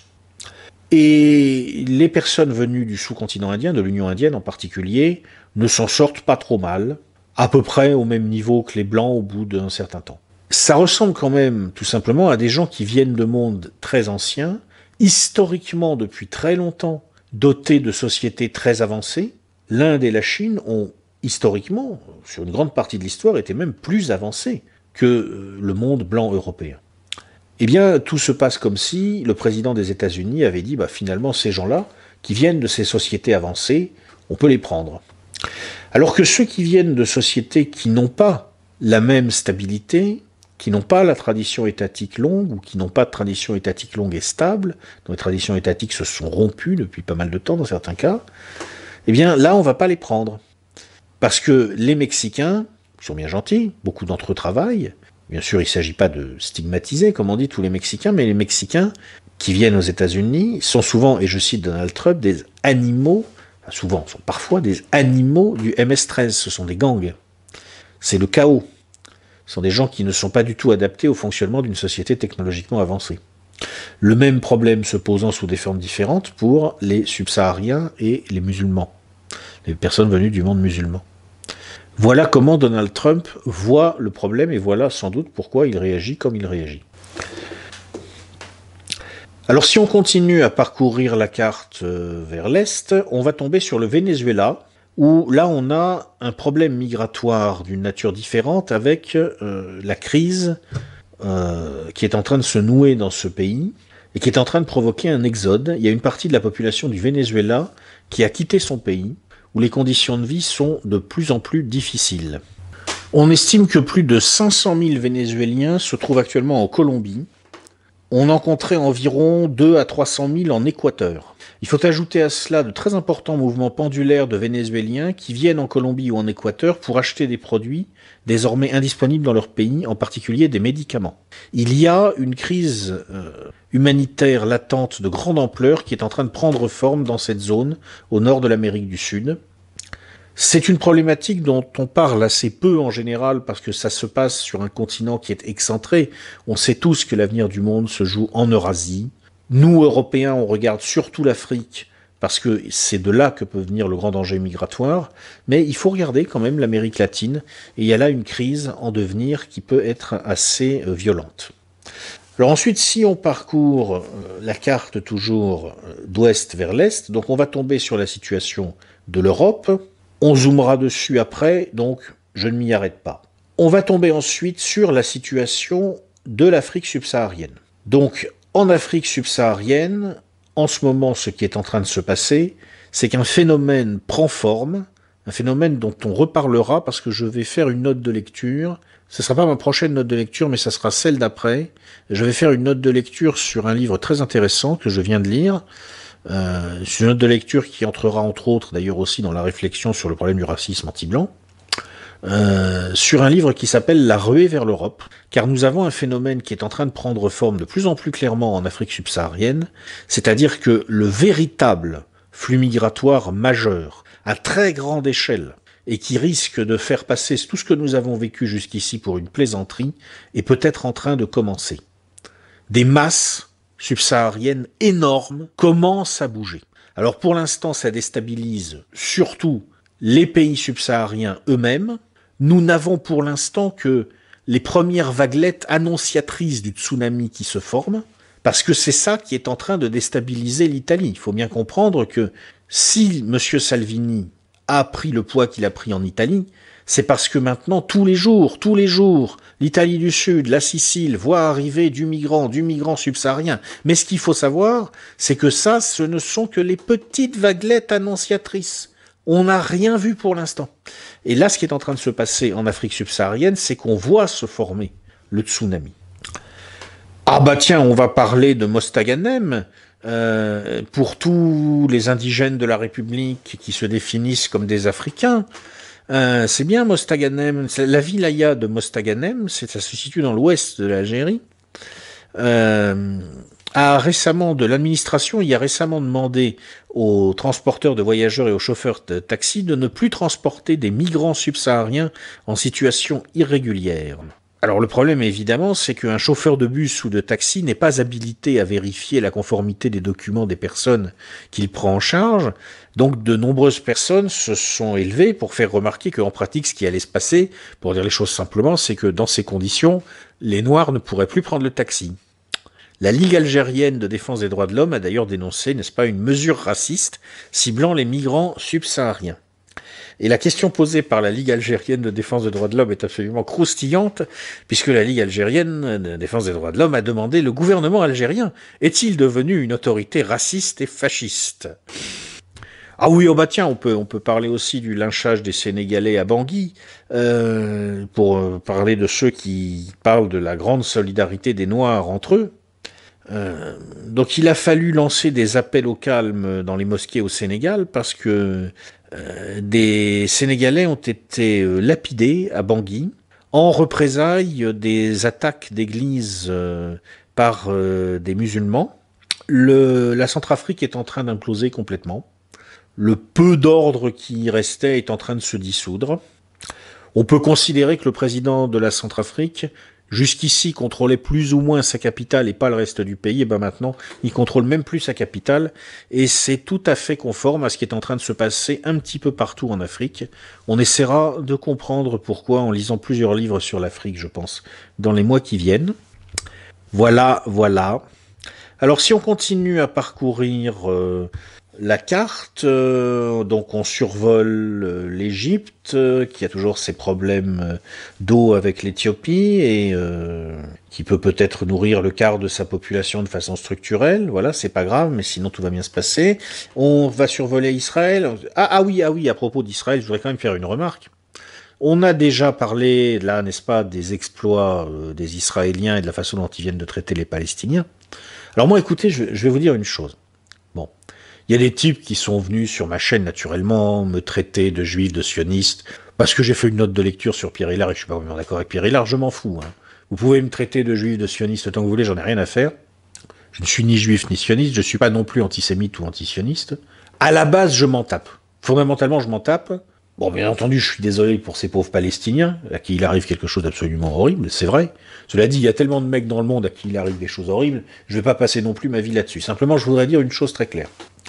À partir du moment où l'armée la plus éthique du monde, n'est-ce pas, puisqu'il paraît que Tsahal est l'armée la plus éthique du monde, à partir du moment où cette armée se donne le droit de tirer sur des manifestants désarmés, alors que les mecs en question ne sont même pas des migrants qui sont nés dans un autre pays, qui ont grandi dans un autre pays, c'est juste des gens qui veulent rentrer chez eux. Parce que qu'on le veuille ou non, c'est chez eux. À partir du moment où l'armée la plus éthique du monde se permet de faire ça, je ne veux plus entendre un soutien d'Israël donner la moindre leçon de morale sur la façon dont les Européens défendent l'intégrité de leur civilisation et de leur monde en face de la pression migratoire qui va remonter d'Afrique. Ok, vous êtes en Israël, vous avez les jetons parce que vous savez que vous risquez de vous faire submerger démographiquement, et vous êtes prêt à vous défendre les armes à la main. Ça s'appelle une guerre, c'est une situation horrible. Je promets de ne pas prendre parti dans une guerre entre juifs et arabes, ça ne me regarde pas. Mais qu'une chose soit bien claire, si un mec soutient cet État d'Israël-là, l'État d'Israël de Benjamin Netanyahou et d'Avigdor Lieberman, je suis désolé, c'est pas celui d'Yitzhak Rabin, hein. Bon. Ce mec-là n'a pas à donner la moindre leçon de morale sur ce qu'un mec comme Matteo Salvini va faire maintenant par rapport au problème des migrants en Italie. Je veux pas entendre un soutien d'Israël nous la jouer caution morale sur ce plan-là. Clairement, le premier mec qui fera ce trip-là, moi ce que j'aurais à lui dire simplement c'est ferme ta gueule, hypocrite. Je veux bien qu'un mec qui vient sincèrement, réellement en aide aux migrants, qui sacrifie de son temps, de son argent, de son énergie pour aider ces gens qui généralement sont de pauvres gens, je veux bien que ce mec-là viennent nous donner des leçons de morale et dire on doit être plus sympa avec eux, il faut les traiter humainement, etc. Ok. Après, ça se discute. C'est très compliqué. Mais je veux plus qu'un soutien d'Israël vienne nous donner une leçon de morale. La prochaine fois que je vois un Bernard-Henri Lévy ou un sous-Bernard-Henri Lévy avec un pin SOS racisme, je lui dis vraiment mais ta gueule. Maintenant ta gueule. Ça, il faut que ça soit clair, il faut que ça soit dit, il faut que ça soit bien compris. C'est juste normal. Et me traitez pas d'antisémite, hein. Je me suis foutu des connards qui m'ont traité de juif, je me foutrais aussi des connards qui me traiteront d'antisémite, j'en ai rien à foutre. C'est juste une question de cohérence. Alors si on continue à balayer vers l'Est, donc on a la Syrie et le Yémen, où on a de belles crises humanitaires en cours. Alors la Syrie, c'est assez extraordinaire, je dois dire. Il paraîtrait qu'environ 11 millions de Syriens seraient ou réfugiés à l'étranger ou déplacés à l'intérieur de leur propre pays. Alors il faut quand même voir que la Syrie, c'est un pays, aux dernières nouvelles, qui comptait à peu près 18 millions d'habitants. Donc 11 millions sur 18 millions. Ça veut dire que plus de la moitié des Syriens ont été déplacés par la guerre. C'est énorme. C'est énorme. Une bonne partie de la population syrienne vit aujourd'hui dans une maison qui n'est pas la sienne. Vous avez des villes en Syrie qui ont été vidées d'une grande partie de leurs habitants parce qu'ils n'étaient pas compatibles avec l'équipe qui dirigeait la ville en question. Donc en gros, les adversaires du régime qui ont dû se barrer des zones reprises par l'armée arabe syrienne, ou au contraire les partisans du régime qui ont dû se barrer des zones contrôlées par le Front al-Nosra ou l'État islamique ou d'autres groupes. Et ces gens-là vivent en quelque sorte dans les maisons les uns des autres, ce qui, lorsque le pays sera réunifié, ce qui pourrait bien finir par arriver à mon avis, parce que je pense que la République arabe syrienne ne lâchera pas le morceau, va poser le problème du retour. Vous imaginez le jeu de chaises musicales? C'est une situation extraordinaire. Je ne sais pas comment ça va se terminer, mais ce qui est sûr, c'est que un pays de 18 millions d'habitants où 11 millions de personnes ont été déplacées par la guerre, c'est un taux de déplacement interne et externe assez exceptionnel. On continue à se déplacer vers l'Est, donc on a la Birmanie, avec la crise des Rohingyas, ces musulmans qui ont des problèmes avec les Birmans bouddhistes. Bon, alors c'est comme d'habitude, c'est une minorité qui se fait bolosser après avoir elle-même, il faut le préciser quand même, bolossé des membres de la majorité. Parce que c'est pas non plus des anges, hein. Je veux dire, en Birmanie, il y a je sais plus combien d'ethnies, de groupes divers, c'est très compliqué, c'est une mosaïque, et ça fait très longtemps qu'ils se bolossent les uns les autres dans la joie et la bonne humeur. Bon. Alors on nous en fait tout un pataquès, tout un sketch, on a même déplacé le pape qui est allé là-bas pour demander pardon, j'ai toujours pas compris pourquoi. Je ne vois absolument pas pourquoi le leader spirituel de l'église catholique doit demander pardon quand des bouddhistes tapent sur des musulmans. Ça me dépasse, mais c'est pas grave. Bon, je pense qu'on nous en fait tout un sketch aussi parce que tout ça se situe dans une zone sensible, dans la périphérie chinoise, et que manifestement, quand on regarde la carte et qu'on regarde les zones où actuellement il y a des crises humanitaires qui sont en train de prendre forme, il est quand même assez frappant de voir que ce sont toutes les zones fragiles situées sur le Rimland de l'Eurasie, et on peut se demander tout de même si tout ça est complètement indépendant des enjeux géopolitiques majeurs entre la Chine et les États-Unis. Mais j'ai rien dit, c'est moi qui ai mauvais esprit, sans doute, je m'imagine des choses qui sont totalement fausses. Ah, je vois que en passant vers l'est, j'ai quand même oublié au sud un événement assez intéressant qui est Mayotte. Mayotte. Il faut quand même dire deux mots de Mayotte, et d'ailleurs on pourra élargir d'une manière générale à la situation de l'outre-mer français. Donc qu'est-ce que c'est Mayotte ? Eh bien c'est un avant-goût de ce qui pourrait bien se passer dans certaines zones de métropole si on fait ce qui s'est fait à Mayotte. Avec des taux de cambriolage qui commencent à s'approcher des 3 ou 4% annuels, avec beaucoup de violence corporelle, avec des coupeurs de route qui fait qu'on peut plus rouler la nuit ou alors à ses risques et périls, avec des gens qui se bunkérisent systématiquement dans leurs habitations à la nuit tombée, avec une énorme proportion de clandestins venus des Comores. Alors on n'arrive pas à mesurer exactement combien ils sont, mais on est, si vous voulez, sur des taux très importants. Au niveau des jeunes hommes, à Mayotte, d'après ce que j'ai lu, on est vraiment sur des taux très importants qui laissent rêveur. 40% des adultes sont de nationalité étrangère, plus de la moitié pour la tranche des 25-34 ans. Et il semble que à peu près la moitié de cette moitié, ce soit des migrants illégaux. C'est-à-dire qu'à Mayotte, un jeune homme sur 4 est un clandestin, un migrant illégal. D'après ce que j'ai lu, j'ai pas été vérifié, les taux me paraissent tellement énormes que j'ai du mal à y croire, j'ai du mal à comprendre comment ça peut fonctionner, mais c'est ce que j'ai lu. Manifestement, c'est une situation de guerre migratoire. Récemment, les autorités comoriennes ont refoulé un bateau qui avait été affrété par la France pour rapatrier des Comoriens. Alors si on continue un petit peu encore vers l'est, on va trouver deux situations qu'il est intéressant d'analyser rapidement. D'abord une situation en Corée, où on a maintenant une immigration qui est en train de se produire en Corée. C'est une nouveauté. Pendant longtemps, la Corée du Sud bien sûr, a été un pays très homogène, très attaché à son homogénéité. Mais ce qui se passe, c'est que en Corée, le taux de natalité est très faible. L'indice de fécondité est vraiment très faible.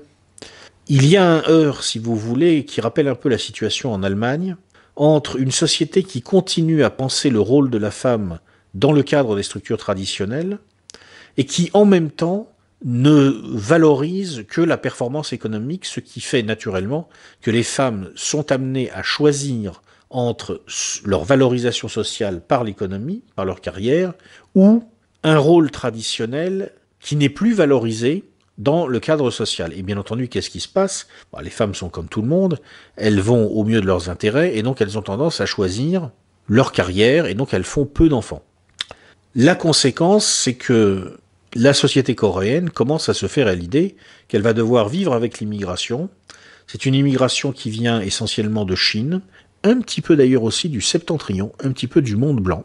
C'est une immigration que les Coréens vont maintenant devoir gérer. Il est intéressant de voir comment ça va se passer.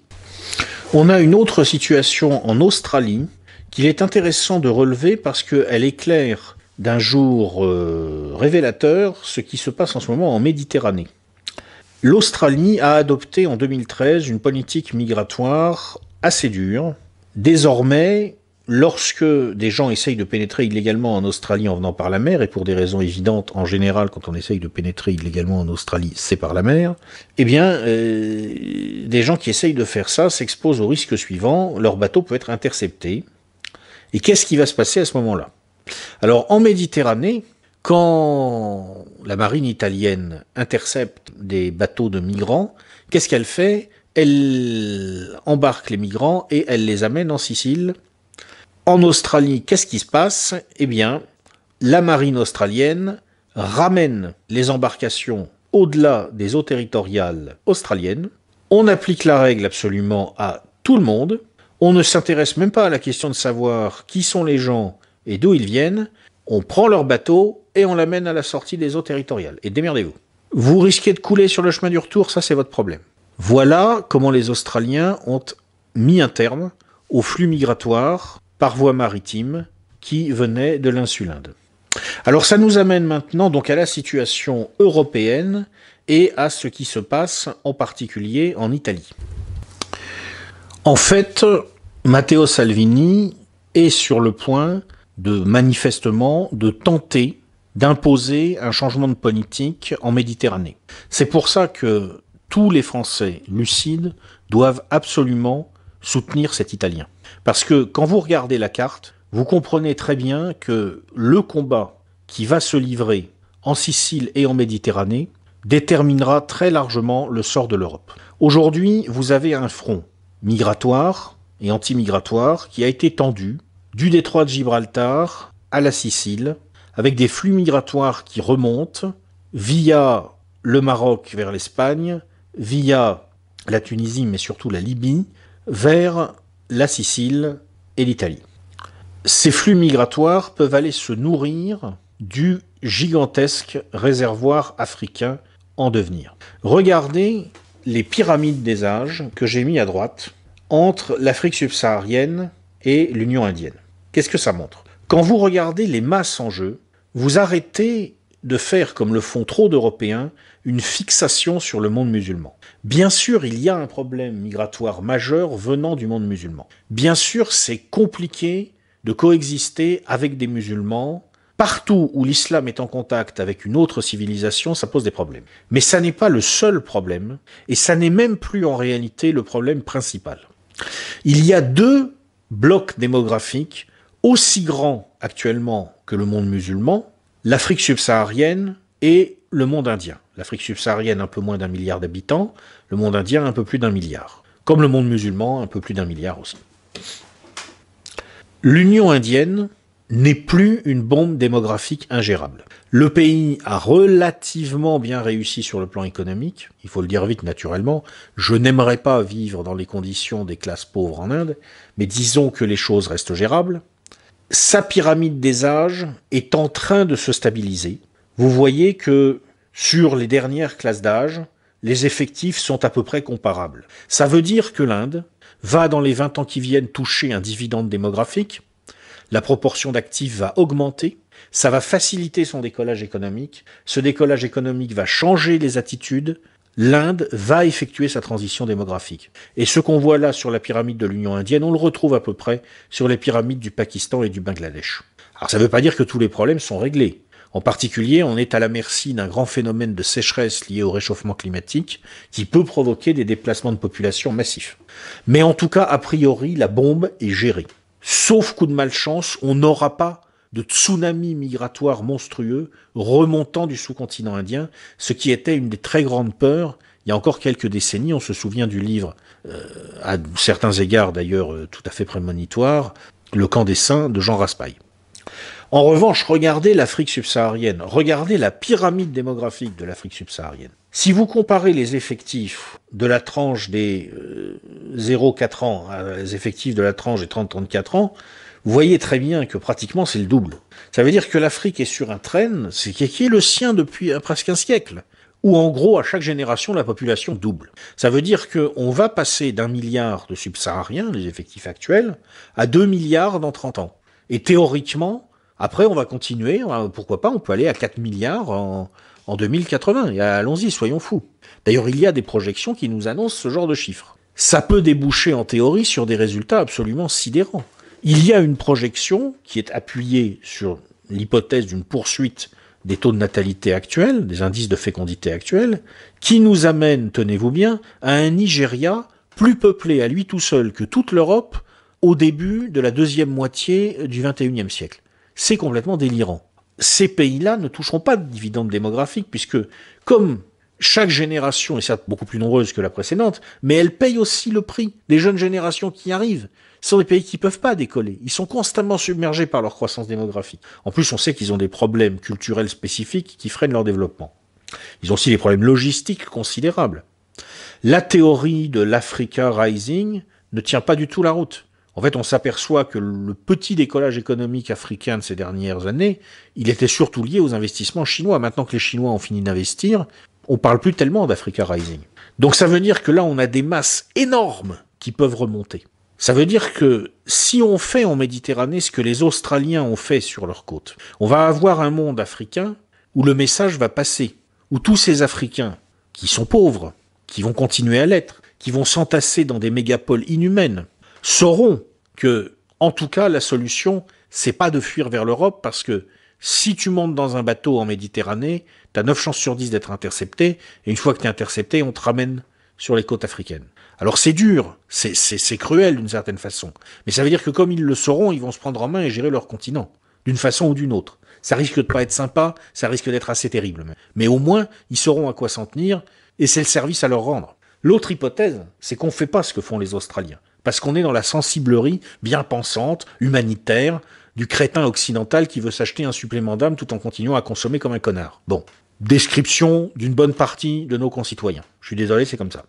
Et là, ça veut dire que ces centaines de millions d'Africains qui savent que maintenant en Europe il y a des diasporas africaines pour les accueillir, qui savent qu'il y a des réseaux de passeurs, qui savent que les ONG européennes, de plus en plus, préviennent les marines dès qu'il y a un bateau de clandestins qui arrive là au-delà des eaux territoriales libyennes, où il y a des eaux libyennes, les types se contentent d'activer une balise de détresse et on vient les chercher pour les ramener en Europe.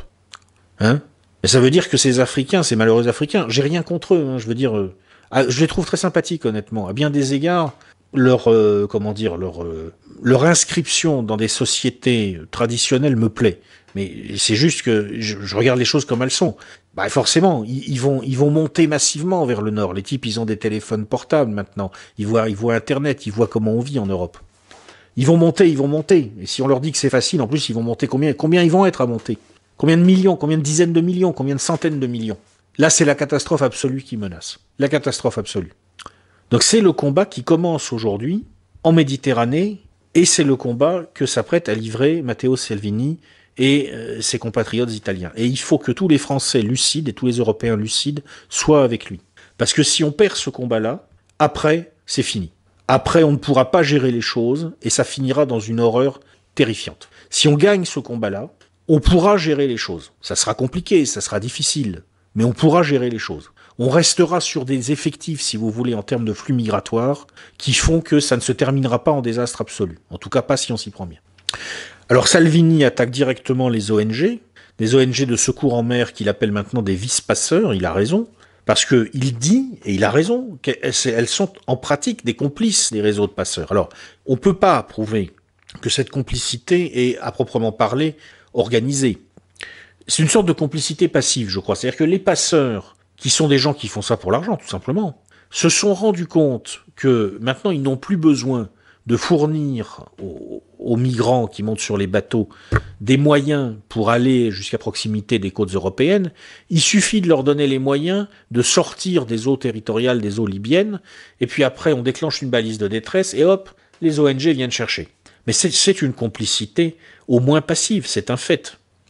Même le M5S, et on ne peut pas dire que les gens du M5S, ce soient des dangereux mecs d'extrême droite, hein, on les classe généralement plutôt du côté de la gauche radicale, même Luigi Di Maio a dit que ces ONG, c'était, je cite, les taxis de la mer. Alors que propose Matteo Salvini? Il propose d'accélérer les expulsions, ce qui évidemment va poser le problème des accords avec les pays d'origine, qui ne sont pas très pressés de recevoir leurs ressortissants. Il propose de donner, je cite, un bon coup de ciseau dans les crédits destinés à l'accueil des demandeurs d'asile. Et puis bien sûr, Salvini va demander la révision de l'accord de Dublin qui oblige les migrants à déposer leur demande d'asile dans le premier pays européen où ils arrivent, c'est-à-dire en Italie. Alors on ne sait pas encore exactement dans quel sens il va vouloir peser, on ne sait pas encore exactement comment il va vouloir gérer les choses, mais je vais vous dire très honnêtement. Vous avez des gens qui disent que le discours de Salvini est un discours très dur, extrémiste sur l'immigration. Dieu sait que je ne passe pas moi-même pour un extrémiste ou pour quelqu'un qui serait un xénophobe. Je rappelle quand même que j'ai milité 3 ans, pas loin de 3 ans je crois, dans l'association Égalité et Réconciliation. Parce que si j'ai toujours été farouchement opposé à l'immigrationnisme, si j'ai toujours pensé que les flux migratoires devaient être gérés, et que c'était complètement fou de confondre la liberté de circulation, qui est une chose, et la liberté d'installation, qui est un problème tout à fait différent, pour autant, j'ai jamais été dans la détestation des immigrés. J'ai toujours, d'ailleurs, cherché à faire comprendre à mes amis patriotes français qu'il était très important d'aller vers les populations immigrées, de les aider dans la mesure de nos moyens et de construire des passerelles avec elles, tout en étant très clair sur le fait que, très majoritairement, elles n'avaient pas vocation à rester en France. Donc on ne peut pas dire que je sois une brute ou un type connu pour son extrémisme. Mais moi je trouve que le discours de Salvini est encore, dans le contexte que je viens d'expliquer, un discours à la limite trop modéré. Moi si j'étais à sa place, je dirais simplement, comme l'Europe est 10 fois plus menacée que l'Australie, la politique européenne en Méditerranée doit être 10 fois plus dure que la politique australienne. Voilà ce que je pense. Traitez-moi de salopard si vous voulez, c'est pareil, je m'en fous. Alors sinon, en Europe, il y a 2 problématiques de moindre importance sur la question des flux migratoires qui se sont posées récemment. Une d'abord qui est drôle, je signale simplement le fait parce que c'est très amusant. Figurez-vous qu'en ce moment, en Pologne, il y a une inquiétude parce que les Ukrainiens débarquent en Pologne massivement. Comme la Pologne a connu un boom démographique jadis, mais que ça fait maintenant un certain nombre de décennies que la natalité polonaise a fortement baissé, la Pologne, qui fut longtemps pays d'émigration, est en train de devenir un pays d'immigration. Et c'est très amusant parce qu'en fait, les Polonais ont peur du plombier ukrainien, si vous. C'est-à-dire qu'on commence à trouver chez certains Polonais, dans certains discours politiques polonais, des choses qui ressemblent à ce que des gens comme Philippe de Villiers disaient à propos du plombier polonais il y a une quinzaine d'années, comme quoi c'est chacun son tour. Au fur et à mesure que les pays rentrent dans l'hiver démographique, ils sont confrontés au même type de problème. Alors maintenant, c'est les plombiers ukrainiens qui vont aller prendre le travail des Polonais. Bon, ça c'est plutôt amusant qu'autre chose. Bah, cela dit, oui et non, parce que c'est vrai qu'on peut avoir un vrai problème avec l'Ukraine. Le salaire moyen en Ukraine est extrêmement bas. Et avec l'Europe telle qu'elle fonctionne, il est clair que l'Ukraine n'a pas fini de se vider de sa population active. Bon, cela dit, par rapport à ce que représente le problème posé par les subsahariens, si vous voulez, la question des Ukrainiens ne me traumatise pas, pour être honnête. Une autre question qui me paraît quand même plus sérieuse, c'est ce qui se passe en ce moment en mer Égée et en Thrace. Alors vous savez, les relations entre l'Union européenne, enfin disons les différents pays de l'Union européenne et la Turquie sont très dégradées. Les Turcs ont négocié une aide financière importante en échange de quoi ils se sont engagés à garder les migrants chez eux, mais d'abord ils font ce qu'ils peuvent, de toute façon ils peuvent pas tout contrôler, et puis ensuite il faut quand même bien dire que même si certains de mes amis en ce moment trouvent que la Turquie devient très sympathique, parce que c'est vrai qu'elle est de moins en moins autant compatible, et que quand on en a un petit peu marre de l'impérialisme américain, on est toujours content de voir des gens qui embêtent les États-Unis, il n'en reste pas moins que le raisonnement, les ennemis de mes ennemis sont mes amis, est un raisonnement toujours très dangereux.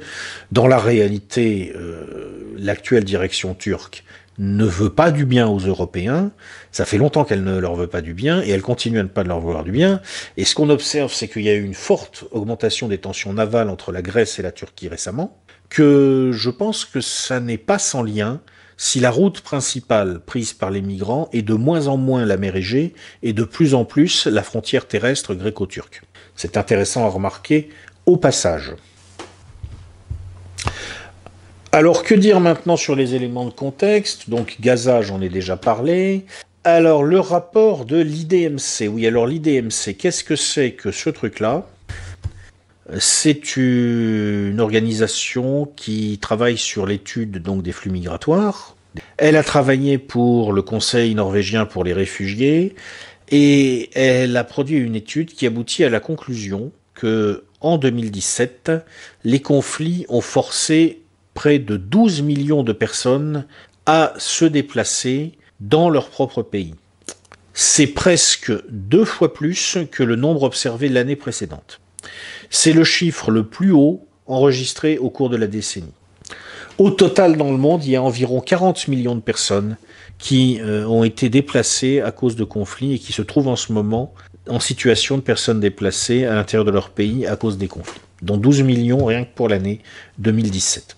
C'est une tendance générale. Comme je vous disais, le niveau de conflictualité mondiale n'arrête pas de monter, et c'est tout à fait étonnant. Encore une fois, je repense à Cate Blanchett et Agnès Varda en train de monter les marches au Festival de Cannes pour demander l'égalité salariale après l'affaire Weinstein. Pendant ce temps-là, 12 millions de déplacés à l'intérieur de leur pays à cause de faits de guerre l'an dernier. C'est curieux, ça fait un drôle d'effet de mettre en parallèle ces deux informations.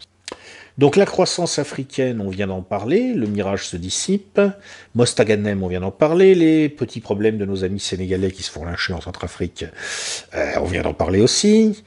Oui, alors simplement, je fais une petite remarque sur l'ambiance générale actuellement en Europe, mais on en a déjà parlé. La montée des populismes, souverainismes anti-migratoires. On a M. Babis en République tchèque, M. Kurz en Autriche, la Ligue en Italie. Il faut savoir que la Slovénie est peut-être sur le point donc de glisser vers la ligne de Viktor Orban.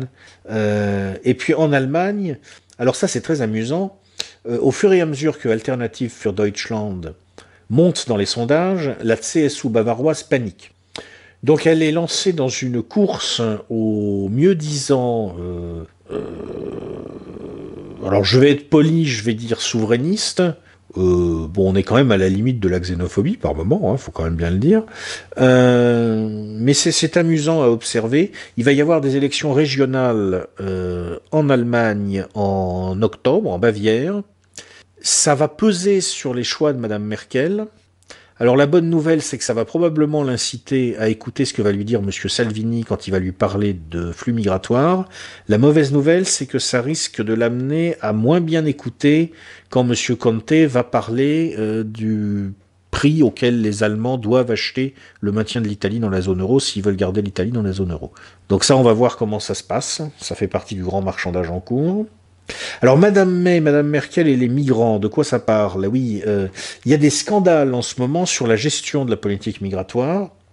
C'est assez difficile en fait de savoir qui provoque ces scandales, pourquoi les affaires sortent, parce que comme Madame May et Madame Merkel sont remarquablement ambiguës, elles peuvent en fait avoir dressé contre eux aussi bien les pro-immigration que les anti-immigration. Alors Madame May, apparemment, elle a des problèmes parce que à l'époque où elle était ministre de l'Intérieur en Grande-Bretagne, en fait, tout en ayant un discours très politiquement correct, elle a essayé, dans la mesure de ses moyens, semble-t-il, de décourager les migrants de venir en Grande-Bretagne. Madame Merkel, elle a un autre problème, c'est que il y a des affaires de corruption qui sont apparues dans certains Länder en Allemagne, avec des gens qui ont été régularisés moyennant un petit billet, n'est-ce pas? Et il semble que certains politiques du parti de Madame Merkel aient trempé dans ce genre d'affaires. Donc ça la fout mal. On reproche aussi à Angela Merkel de ne pas avoir mis les moyens nécessaires à l'accompagnement de sa politique migratoire. Bref, mesdames May et Merkel ont des problèmes en ce moment avec ces histoires de migrants. C'est difficile à interpréter, mais je pense que ce qui est en train de se passer, c'est que tout simplement ces dirigeants politiques qui sont très médiocres ne savent plus comment gérer le problème. Que c'est pour ça que ça leur échappe. Et que même ceux qui ont affecté d'être capables d'organiser la gestion d'une politique migratoire ouverte, n'est-ce pas, le fameux Wir schaffen das de Madame Merkel, on va y arriver, bien même ceux-là aujourd'hui sont complètement dépassés par les événements. Alors Monsieur Macron et son en même temps, oui, c'est un petit peu la même chose finalement, sauf que lui, il n'a pas encore eu le temps d'être dépassé par les événements, puisque ça fait quand même pas très longtemps qu'il est au pouvoir. Moi, j'ai du mal à interpréter la politique d'Emmanuel Macron sur ce plan-là. Il semble que les relations entre son gouvernement et certaines associations d'aide aux sans-papiers soient assez difficiles. Jacques Toubon aurait parlé d'une politique migratoire sans humanité. Il y a eu un projet de circulaire faisant obligation, plus exactement, aux foyers de transmettre la liste nominative des gens qu'ils hébergent. Il y a une sorte de guéguerre obscure entre Gérard Collomb et ses associations d'aide aux migrants sur cette circulaire, mais aussi d'une manière plus générale sur la politique concernant les flux migratoires. En même temps, on voit très bien qu'il y a une volonté de mettre les migrants au travail. On cherche, la politique actuelle, on cherche à les faire travailler, ce qui est relativement absurde parce que beaucoup d'entre eux ne sont pas très employables en fait. Moi, la sensation que j'ai, vu, je dirais, des informations dont je dispose, mais je dispose pas forcément de toutes les informations, c'est que on a une politique, je dirais, utilitaire. On peut utiliser les migrants pour essayer un petit peu de faire baisser le coût du travail ici ou là, on va le faire. On peut utiliser les migrants pour donner quelques gages à tel ou tel lobby à un instant donné, on va le faire.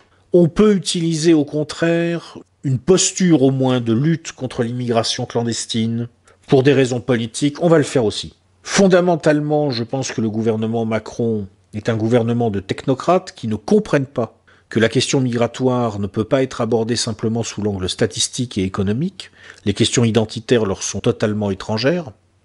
Ils gèrent les choses de façon utilitaire en vue des intérêts de leur mandant, c'est-à-dire essentiellement le patronat français. C'est tout. Et puis après, vous avez différents lobbies qui agissent, y compris des lobbies immigrationnistes fous, qui veulent nous mettre des migrants partout, et que le pouvoir laisse faire parce qu'il n'a pas le courage de prendre une ligne politique claire et forte. Alors, ça prend en particulier une forme très inquiétante qui est l'ouverture de centres pour les migrants un peu partout. Alors, ma suggestion par rapport à ça, c'est d'utiliser ces ouvertures de centres partout où c'est possible pour sensibiliser la population au maximum. Surtout, pas de violence. Surtout, pas d'actes illégaux. À ce stade, en tout cas, ça n'aurait pas d'impact positif. Mais partout, prendre appui sur ce genre d'initiative pour montrer aux gens que tout le monde peut être concerné. Un des grands problèmes qu'on a en France, si vous voulez, aujourd'hui, c'est que, et je sais de quoi je parle, quand on vit dans certaines zones, on ne voit pas le problème migratoire. Moi, j'habite maintenant une bonne partie de mon temps dans un petit village normand. Le problème migratoire ici n'existe pas. Il y a quelques immigrés dans le coin, si vous voulez, mais ils sont ultra minoritaires, et puis surtout, étant très peu nombreux, ils sont dilués dans la population. On a une zone à proximité où on a une communauté turque qui est un peu refermée sur elle-même. Mais ailleurs, sinon, oui, d'accord, et c'est des gens qui sont d'origine extra-européenne parfois, mais comme ils sont insérés à l'intérieur d'un tissu social local français, ils se francisent. Vous avez des gars, si vous voulez, c'est des maghrébins du terroir. Bon, ils ont un peu le cul entre deux chaises, c'est inévitable dans ces cas-là. Certains d'entre eux, peut-être un jour, retourneront en Afrique du Nord, j'en doute fortement. Mais la plupart des autres vont se franciser, vont se fondre dans l'ensemble français. Donc, quand on vit dans ce monde-là, dans ce contexte-là, on comprend pas la question migratoire. Beaucoup de gens qui vivent dans ces zones ne comprennent pas. Il faut prendre appui sur les politiques qui vont être conduites dans les années qui viennent, pour que tout le monde prenne conscience de l'ampleur du problème. Pour que tout le monde réalise qu'il ne faut pas croire que les images apocalyptiques qu'on peut voir de certains quartiers à Paris, qui sont submergés de migrants avec les types qui vivent dans la rue et qui passent leur temps à se bastonner, il ne faut pas croire que ça va rester à l'intérieur de quelques quartiers parisiens. La dynamique qui est en cours, compte tenu des réservoirs démographiques qui existent, en particulier en Afrique, fait que si on laisse s'installer le truc et si on le laisse croître, un jour ça sera comme ça presque partout sur le territoire. Il faut prendre appui sur la lâcheté de nos dirigeants qui laissent se produire certains phénomènes, qui laissent certains groupes irresponsables et qui appuient même certains groupes irresponsables. Il faut prendre appui là-dessus pour maximiser la prise de conscience de la population. C'est ça qu'il faut faire. Parce que le jour où les gens auront massivement compris ce que je viens d'expliquer sur les problèmes migratoires, à ce moment-là, on pourra faire humainement, raisonnablement, de la manière la moins violente possible, mais on pourra faire ce qui doit être fait, retrouver un principe de frontière et de souveraineté. Il faut travailler comme ça, à mon avis, dans ce sens-là. Alors ce qui va nous y aider aussi, il faut bien le dire, même si c'est un peu triste, c'est la multiplication de ce que j'ai envie d'appeler les faits divers très divers, c'est-à-dire les faits divers liés à la diversité. Alors je vais pas vous refaire mon F de souche, n'est-ce pas? D'abord, ça n'a jamais été ma tasse de thé, et puis je me méfie un petit peu de l'approche par les faits divers, parce que, si vous voulez, elle ne donne pas de vision globale, elle ne permet pas de prendre du recul. Mais bon, regardez ce qui s'est passé ces derniers mois. L'agression de la policière à Champigny la nuit du Nouvel An 2018, c'est dingue. Les prisons françaises qui sont au bord de l'explosion, et on sait très bien que des détenus dits radicalisés, entre guillemets, puisque c'est le terme qu'on emploie maintenant, sont en partie liés à cette situation. Et puis on a eu des informations sur ce qui s'est passé en Angleterre, où après l'affaire de Rotherham, on a entendu parler de l'affaire de Telford, avec des réseaux de Pakistanais, semble-t-il, pour l'essentiel, qui ont commis des viols en série sur des jeunes Anglaises, généralement d'origine européenne. Là, il faut comprendre un petit peu ce qui se passe. Il faut savoir que une des particularités du sous-continent indien, c'est que le viol y est une arme d'intimidation communautaire et interethnique. Récemment encore, il y a eu une affaire assez sinistre dans l'état, je crois, du Jammu et Cachemire. Alors c'est absolument odieux, hein. En l'occurrence, c'est une fillette musulmane de 8 ans qui a été violée dans cette région à majorité hindoue. L'objectif, semble-t-il, des gens qui ont fait ça, c'était de terrifier une communauté nomade de bergers musulmans pour les dissuader d'entrer dans leur région. Dans le sous-continent indien, le viol des femmes d'un groupe ethnique rival est une pratique d'intimidation communautaire fréquente. Bon, il est bien évident que les Pakistanais, si vous voulez, qui ont fait ce qui s'est passé à Rotherham ou à Telford, ce sont des gens qui viennent de ce monde-là. Et donc ceux qui prétendent que ces actes ne sont en rien liés à des stratégies d'intimidation interethnique se foutent de la gueule du monde. C'est évidemment de ça qu'il s'agit. Et ça donne une idée de la gravité de la situation et de l'énorme bug que les utopies multiculturalistes débiles sont en train de provoquer. Les bourgeois blancs bien pensants multiculturels ne le savent pas, ne le comprennent pas, mais leur connerie ne veut absolument rien dire pour une bonne partie de l'humanité, et en particulier pour des gens qui ont été élevés dans le système de pensée caractéristique du monde indien. D'ailleurs, d'une manière générale, de la plupart des mondes sur la planète. Alors c'est peut-être pour cette raison, justement parce que il devient de plus en plus évident que l'utopie multiculturaliste fait totalement faillite, c'est peut-être pour cette raison que on assiste à une véritable hystérie pro-immigration, avec un durcissement absolument dingue des groupes pro-immigration. Il y a une chose d'abord qui m'a frappé, c'est qu'un peu partout en Europe, ces groupes sont en train d'entrer dans des stratégies d'intimidation à l'égard des adversaires de l'immigrationnisme. En Allemagne, récemment, il y a un comédien de télévision, un monsieur qui s'appelle Jan Böhmermann, qui a lancé un mouvement visant à établir des listes de comptes Twitter de gens soupçonnés de sympathie pour Alternative für Deutschland. Bon, alors le but est pas très clair. Le type a appelé ça le Bürgerrechtsbewegung, c'est-à-dire le mouvement des droits des citoyens. Si j'ai bien compris, il s'agit en même temps de se préparer à transmettre des listes de gens qui pensent mal aux autorités. Donc je vois pas très bien en quoi ça correspond à la défense des droits des citoyens. Bref, mais ce qui est intéressant, c'est que ce type n'a pas été sanctionné par son employeur, même si la chaîne de télévision pour laquelle il bosse a pris un petit peu ses distances, mais apparemment c'est quelque chose qui est toléré en quelque sorte dans les milieux médiatiques allemands. Cerise sur le gâteau, donc Frontex, l'agence européenne de contrôle des frontières, qui pensait encore il y a quelques mois que la tendance était plutôt à un affaiblissement des flux migratoires, a revu ses prévisions et s'attend maintenant à nouveau à une forte augmentation. Alors d'où ça vient ? Frontex ne l'explique pas, mais moi je vais vous dire ce que je pense. Je pense que Frontex a cru que l'accalmie que les Italiens avaient obtenue en 2016-2017, il faut bien le dire, en négociant avec les trafiquants de chair humaine libyens, sur le thème « En échange de quelques petits cadeaux politiques et financiers qu'on va vous faire, vous allez arrêter de nous envoyer des subsahariens par paquet », Ce qui fait, soit dit en passant, parce que allons-y jusqu'au bout dans l'horreur, que ces salopards que nous avons installés en Libye se sont reconvertis en trafiquants d'esclaves à domicile. Maintenant, en Libye, grâce à la démocratie apportée par BHL, tu peux acheter un esclave noir. Donc, Frontex a cru que cette accalmie serait durable, et puis en fait, ils sont en train de se rendre compte que non. Parce que qu'est-ce qui se passe? Comme je vous disais, le tsunami qui va remonter d'Afrique subsaharienne commence à prendre forme, et donc peu importe ce qu'on peut négocier avec les uns ou les autres. Maintenant, la dynamique est là, la poussée est là. Ça, c'était la première cerise que je voulais poser sur le gâteau. Et puis la deuxième cerise, c'est pour dire que, évidemment, et je conclurai par là, il y a toujours un phénomène qui peut se produire et qui remet en cause fondamentalement la donne. Une nouvelle épidémie touche la République du Congo.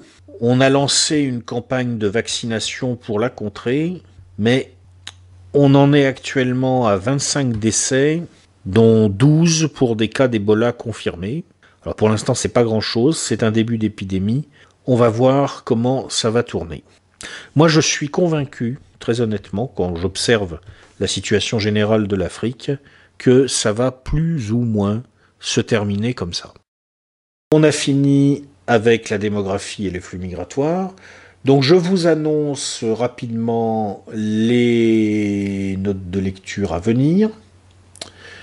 Alors la prochaine note de lecture, on va parler de l'Union européenne. Je ferai plusieurs notes de lecture sur l'Union européenne parce que je trouve que la problématique va devenir intéressante avec ce qui se passe en Italie.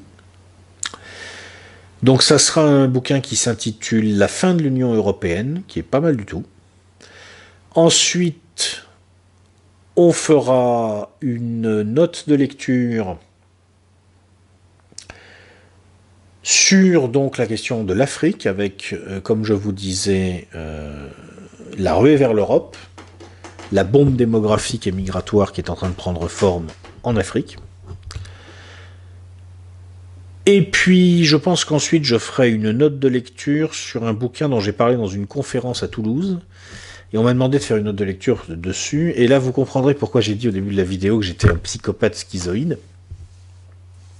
Et pas un autiste volubile.